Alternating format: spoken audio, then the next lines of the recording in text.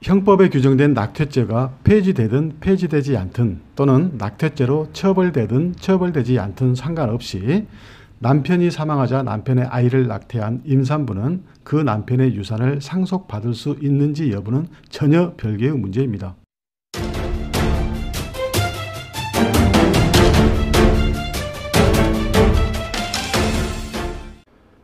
요즘 우리 형법에 규정된 낙태죄를 폐지할 것인가, 아니면 그대로 존치시키고 다만 일정한 사유가 있으면 처벌을 완화해서 그 처벌을 면제해 줄 것인가에 대한 논란이 많습니다.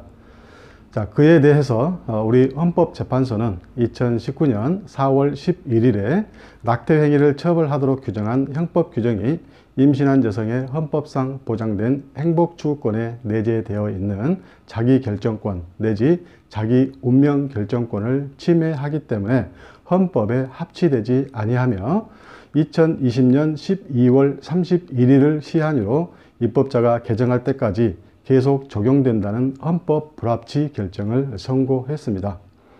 자, 이에 따라 현 정부는 이 형법상 규정된 낙태죄 처벌 규정의 위헌적 상태를 제거하기 위해서 이 형법 개정안에 대한 입법 예고를 한 상태입니다.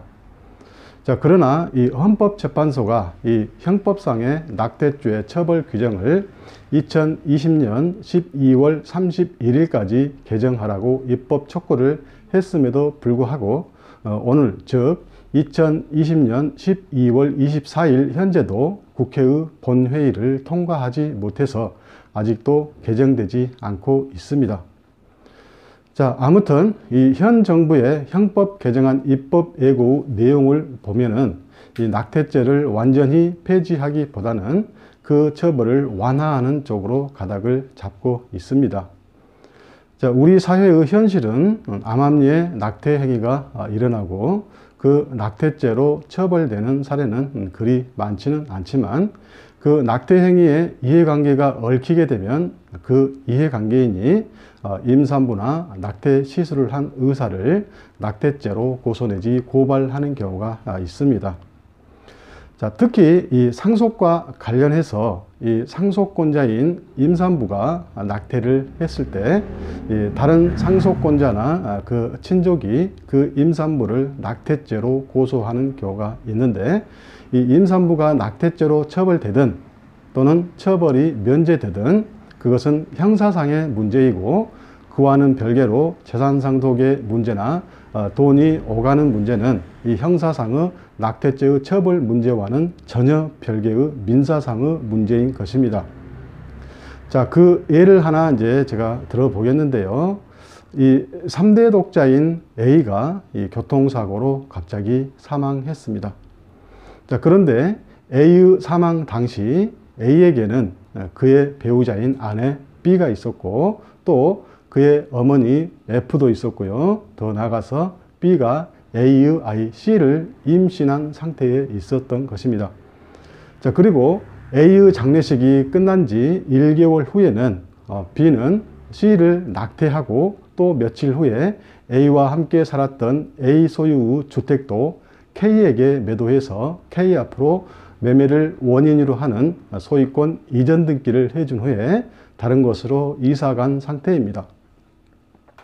자, 이 사실을 알게 된 B의 어머니, B의 시어머니죠. 피상속인 A의 어머니가 F인데 그 F가 화를 참지 못하고 B를 낙태죄로 고소하고 K를 상대로 소유권 이전 등기의 말소서를 제기했습니다. 즉, 이 상속회복 청구권을 행사한 것이죠.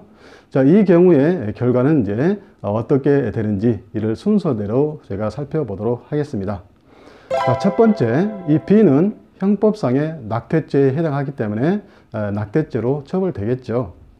자, 물론 현행 우리 모자보건법상에서는 일정한 사유가 있는 경우, 즉 일정한 위법성 조각 사유가 있는 경우에는 거기에 낙태죄로 처벌하지는 않습니다. 물론 이제 그런 경우는 일부일 뿐이고 일반적으로는 이제 거기에 해당하지 않으면 낙태죄로 처벌되죠. 자, 그러나 형사상 낙태죄로 처벌되든 처벌되지 않든 민사상의 상속 문제는 별개의 문제입니다.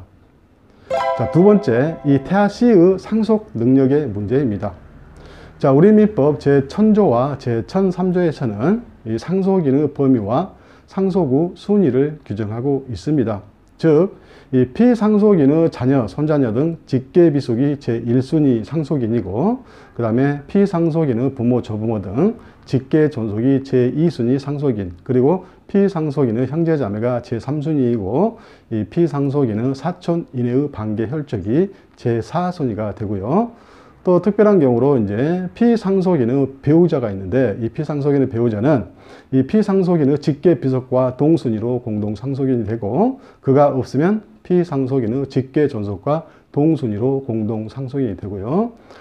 그도 없으면은 이제 그 배우자가 단독 상속인이 되는 것입니다. 자, 그리고 또 하나 특수한 문제로 임신 중에 있기 때문에 아직 출생하지 않은 태아의 경우에도 이 상속 순위에 관해서는 이미 출생한 것으로 본다고 우리 민법에 규정하고 있습니다. 따라서 이 피상속인 A가 사망한 당시의 상속인은 A의 직계비속인 태아 C와 A의 배우자인 B가 동순위 상속인으로서 공동상속인이 되는 것이고, A의 직계존속인 어머니 F는 2순위 상속인이기 때문에 상속인이 되지 못합니다. 자, 아무튼 여기서 이제 중요한 것은 태아는 아직 태어나지도 않았어도 상속 순위에 관해서는 이미 출생한 것으로 보기 때문에 A의 상속인으로서 A가 사망한 당시에는 A의 배우자 B와 태아 C는 상속 순위에 있어서는 서로 동순위 상속인이라는 것입니다. 자, 물론 우리 대법원 판례는 상속 순위에서 태아는 이미 출생한 사람으로 보아 상속인으로 보지만, 실제로 태아가 상속을 받으려면 살아서 출생한 것을 조건으로 상속인이 되는 것으로 보고 있습니다. 자, 따라서 이 태아가 출생하기 전에 이미 다른 상속인들이 유산을 나누어 가졌다면, 나중에 그 출생한 태아는 다른 상속인들을 상대로 자신의 상속분에 대한 상속 회복 청구권을 행사할 수 있습니다. 자, 세 번째, B의 상속 결격 사유입니다. 자, 우리 민법은 상속인에 해당한다 하더라도 민법 제1004조에 규정된 상속인으로서의 상속 결격 사유가 있는 경우에는 이 상속 결격자로서 유산을 상속받을 수 없도록 규정하고 있습니다.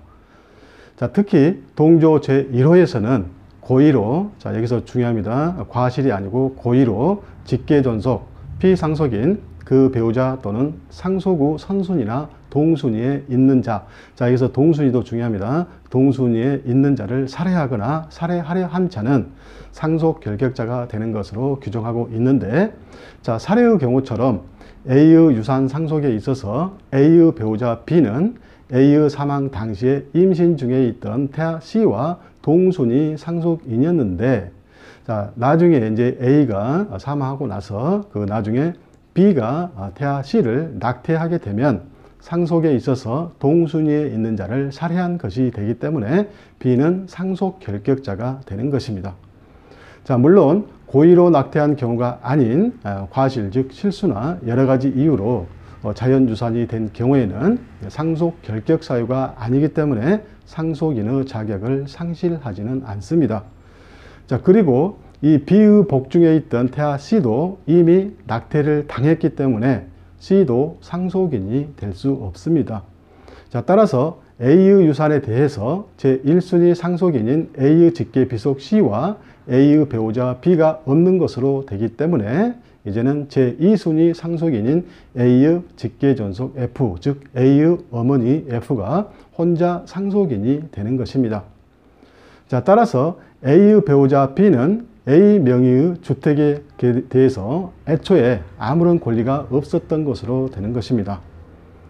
자, 네 번째, F의 단독 상속과 그에 따른 상속 회복 청구에 관한 것입니다. 자, 우리 민법 제999조는 상속권이 참칭 상속권자로 인하여 침해된 때에는 이 상속권자 또는 그 법정 대리인은 상속 회복의소를 제기할 수 있으며, 상속 회복 청구권은 그 침해를 한 날로부터 3년, 상속권의 침해가 있은 날로부터 10년을 경과하면 소멸된다고 규정하고 있습니다. 자, 그리고 이 상속인이 아니면서 겉으로는 상속인처럼 보이는 사람을 참칭 상속인이라고 합니다. 자, 참칭 상속인 기억하시고요. 자, 그런데 조금 전에 살펴본 바와 같이 피상속인 A의 유산에 대해서 그의 직계 존속인 어머니 F 혼자 단독으로 상속을 하게 되고, A의 배우자 B는 상속 결격자로서 A의 유산에 대해서 상속인이 아닌 참칭 상속인에 해당하는 것입니다.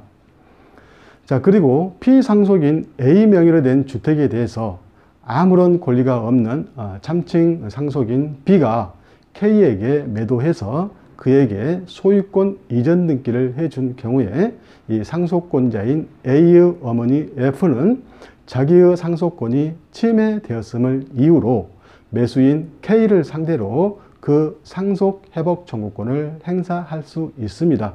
즉 K 앞으로 격려된 소유권 이전 등기에 말소를 해달라고 소를 제기할 수 있는 것입니다. 자, 물론 이 상속 회복 청구권의 행사 기간은 아까 제가 말씀드렸듯이 그 상속권을 침해받았다는 사실을 안 날로부터 3년, 상속권의 침해가 있은 날로부터 10년 내에 행사해야 됩니다. 자, 이상으로 이제 그 설명을 마치고요. 제가 서두에서 말씀드렸듯이 임산부가 낙태를 하게 되면 형법상 낙태죄로 처벌되든 처벌되지 않든 민사상으로는 경우에 따라 불이익을 받을 수 있습니다. 자, 특히 이 상속 문제에 있어서 남편이 사망한 후 임신 중에 있는 태아를 낙태하게 되면 남편의 유산을 한 푼도 받지 못하게 됩니다. 자, 물론 고의적인 낙태가 아닌 실수 등 과실이나 자연적인 유산이라면 상속인 결격 사유가 되지 않기 때문에 상속인 자격을 상실하지 않습니다.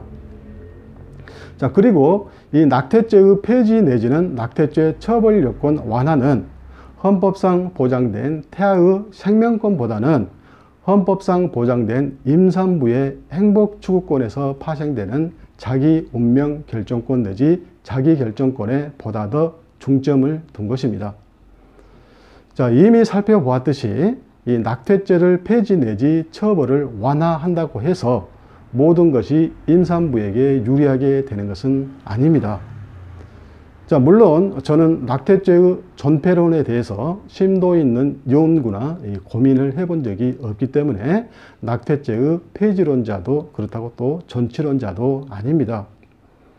자, 그런데 이 낙태죄가 폐지되거나 처벌이 완화된다 하더라도 조금 전에 봤던 사례의 경우처럼 남편이 교통사고로 갑자기 사망하고 경제적으로 살 길이 막막해진 임산부가 어쩔 수 없이 낙태를 한 경우에 남편의 유산을 한 푼도 상속받지 못한다면 과연 그 임산부의 헌법상 보장된 행복 추구권은 실현될 수 있을까 하는 의문이 드는 것입니다.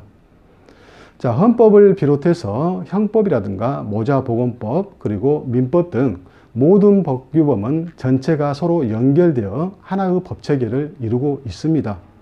즉 입법론적으로 볼 때에 이 형법과 모자보건법만 개정해서 뜯어 고친다고 해서 모든 것이 완벽하게 해결되는 것은 아니라는 것입니다. 자, 지금까지 시청해 주셔서 감사합니다. 다음 시간에 또 뵙도록 하겠습니다.